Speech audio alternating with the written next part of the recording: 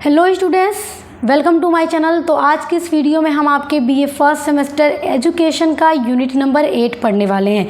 जैसा कि आपको पता है कि हम आपके बीए के सभी सेमेस्टर का न्यू सिलेबस के अकॉर्डिंग आपका पूरा यूनिट कंप्लीट करवा रहे हैं। तो एजुकेशन का 7 यूनिट मैंने ऑलरेडी अपलोड कर दिया है, प्लेलिस्ट बना दी है और आज की ये वीडियो आपकी लास्ट वीडियो है। यूनिट नंबर 8 इसमें पढ़ने वाले हैं। देखिए स्टूडेंट्स, यूनिट नंबर 8 में आपको पढ़ना है भारत में शिक्षा प्रणाली के विभिन्न मार्गदर्शक, जिसमें आपको यूनेस्को के बारे में, एनसीईआरटी के बारे में, एससीईआरटी के बारे में, डीआईईटी, एनआईओएस के बारे में, एनयूईपीए के बारे में, एनसीटीई के बारे में, यूजीसी, एनएसएससी के बारे में, आईक्यूएससी, एआईसीटीई के बारे में और अंतर्राष्ट्रीय बोर्ड, राष्ट्रीय बोर्ड, सीबीएसई बोर्ड और राज्य बोर्ड आदि के बारे में आपको पढ़ना है। इन सभी के बारे में आपको पढ़ना है यूनिट नंबर 8 में। तो आज हम पढ़ने वाले हैं इसी के बारे में। और यहाँ पर आपको एक और इम्पॉर्टेंट बात बता दूँ कि अगर आप बीए फर्स्ट सेमेस्टर में अदर चाहे जो भी सब्जेक्ट पढ़ रहे हैं तो सभी की प्लेलिस्ट बनी हुई है, आपको मिल जाएगी। प्लेलिस्ट हमारे चैनल पर चेक कर लीजिएगा, सभी सब्जेक्ट की पूरी क्लास मिलेगी। जैसे ही वीडियोज़ आती हैं अपलोड करती हूँ, मैं प्लेलिस्ट में ऐड कर देती हूँ। और एजुकेशन का 7 यूनिट्स का लिंक आपको दे दूँगी इसी वीडियो के डिस्क्रिप्शन बॉक्स में, प्लेलिस्ट दे दूँगी, देख लीजिएगा। चलिए पढ़ते हैं यूनेस्को के बारे में। यूनेस्को का फुल फॉर्म है united nations educational, scientific and cultural organization. Full form आप ज़रूर याद रखिएगा, जिनका ऑब्जेक्टिव्स टाइप पेपर होता है तो ये ज़रूर पूछेगा, इम्पॉर्टेंट है। यूनेस्को का जन्म जो है 16 नवंबर 1945 में हुआ था और यूनेस्को का जो कार्यालय है वो पेरिस में है एवं विश्व में 50 से अधिक क्षेत्रीय कार्यालय इसके हैं। पूरे विश्व भर में 50 से अधिक इसके क्षेत्रीय कार्यालय हैं और इसका उद्देश्य शिक्षा और संस्कृति के अंतर्राष्ट्रीय सहयोग से शांति और सुरक्षा की स्थापना करना है। भारत 1946 ईस्वी से यूनेस्को का सदस्य देश है। अंतर्राष्ट्रीय स्तर पर सूचना सेवा प्रदान करने की दिशा में यूनेस्को का जो योगदान है वो अत्यंत सराहनीय है। आइए अब यूनेस्को का उद्देश्य पढ़ते हैं। पहला उद्देश्य है सभी के लिए गुणवत्तापूर्ण शिक्षा प्राप्त कराना और आजीवन सिखाना। दूसरा उद्देश्य है सतत विकास के लिए ज्ञान और नीति पर भी ये काम करता है। अगला उद्देश्य है ये सांस्कृतिक विविधता और शांति की संस्कृति को भी बढ़ावा देता है। ये सब इसके उद्देश्य हैं और देखिए बहुत अच्छे इसके उद्देश्य हैं। अगला उद्देश्य है कि विश्व में शांति को बनाए रखा जाए और शांति को बनाए रखने के लिए महत्वपूर्ण भूमिका भी उसमें निभाता है। अगला उद्देश्य है यूनेस्को का कि सामाजिक एवं नैतिक चुनौतियों का समाधान भी ये करता है। अगला उद्देश्य है इंफॉर्मेशन और कम्युनिकेशन के माध्यम से अच्छे समाज का भी निर्माण करना यूनेस्को का एक बहुत बड़ा उद्देश्य है। अब पढ़ते हैं एनसीईआरटी के बारे में। देखिए एनसीईआरटी का फुल फॉर्म है national council of educational research and training, जिसको हिंदी में राष्ट्रीय शैक्षिक अनुसंधान और प्रशिक्षण परिषद कहा जाता है। देखिए एनसीईआरटी की तो बुक भी आती है, इंग्लिश मीडियम के चाहे स्टूडेंट्स हों या फिर हिंदी मीडियम के हों, दोनों ही ये बुक लेते हैं क्योंकि ये दोनों में आती है और बहुत अच्छी बुक भी होती है। जब भी कोई किसी कॉम्पिटिटिव एग्ज़ाम की भी तैयारी करता है, कंपटीशन एग्ज़ाम की, तो वो पहले एनसीईआरटी की ही बुक पढ़ता है। एनसीईआरटी भारत सरकार द्वारा 1961 में गठित एक संगठन है और इसकी स्थापना नई दिल्ली में की गई थी। और कब की गई? 1961 में। यह एक स्वायत्तता प्राप्त संगठन है और इस परिषद का प्रमुख उद्देश्य शैक्षिक क्षेत्र में शोध कार्य को प्रोत्साहन देना है व उच्च स्तरीय प्रशिक्षण प्राप्त करना भी इसका उद्देश्य है। इस परिषद का व्ययभार केंद्र सरकार वहन करती है। जो हमारे देश की केंद्र सरकार होती है, सेंट्रल गवर्नमेंट, वो ही इस का पूरा जो एक्सपेंसेस होता है वो वहन करती है, यानी पूरा खर्चा केंद्र सरकार देती है।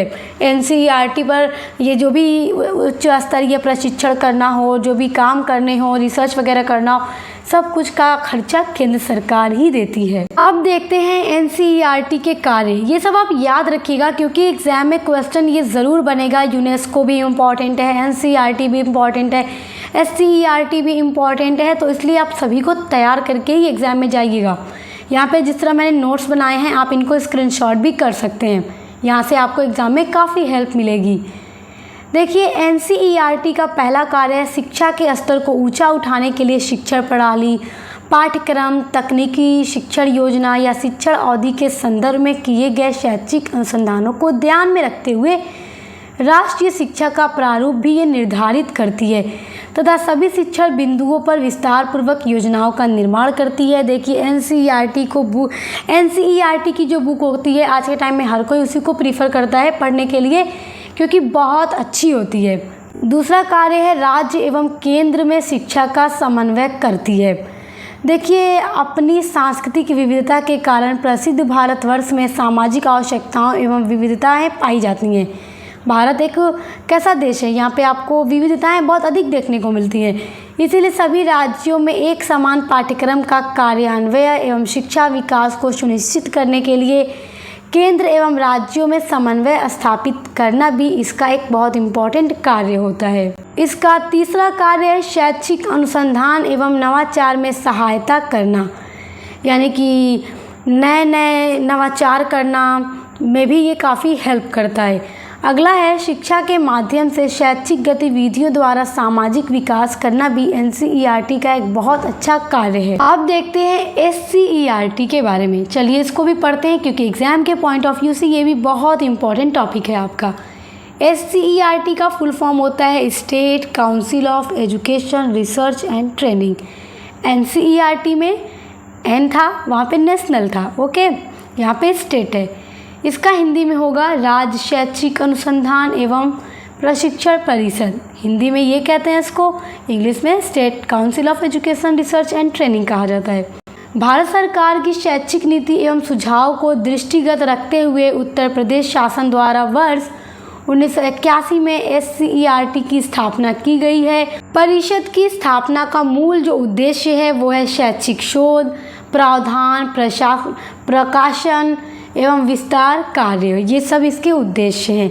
आइए एनसीईआरटी के कार्य देखते हैं या उद्देश्य देखते हैं। एग्जाम में कार्य पूछे इसका तो भी आप यही लिखिएगा, उद्देश्य पूछे आपसे तो भी आप यही लिखिएगा, और एग्जाम में पूछेगा ज़रूर।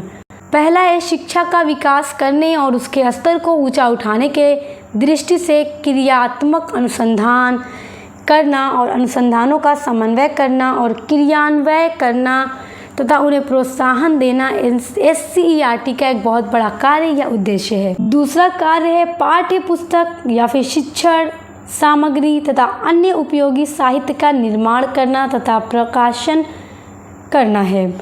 तीसरा इसका कार्य है कि नवीनतम एवं श्रेष्ठ शिक्षण विधियों तथा विशिष्ट कार्यक्रमों को विद्यालयों तथा शैक्षिक आयोजकों तक पहुंचाया जाए ताकि अच्छी से अच्छी शिक्षा छात्र छात्राओं को दी जा सके।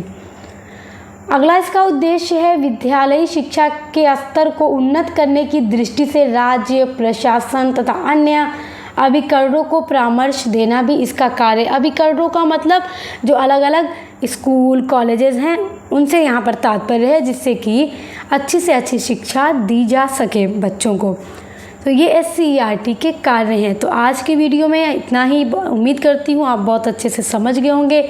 और अदर किसी भी सब्जेक्ट के लिए आप हमारे चैनल पर ज़रूर विजिट कीजिएगा। आपको यहाँ पर बीए से रिलेटेड हर सब्जेक्ट की क्लास, मॉडल पेपर की वीडियो सब कुछ मिलेगा। अब मिलते हैं नेक्स्ट वीडियो के साथ।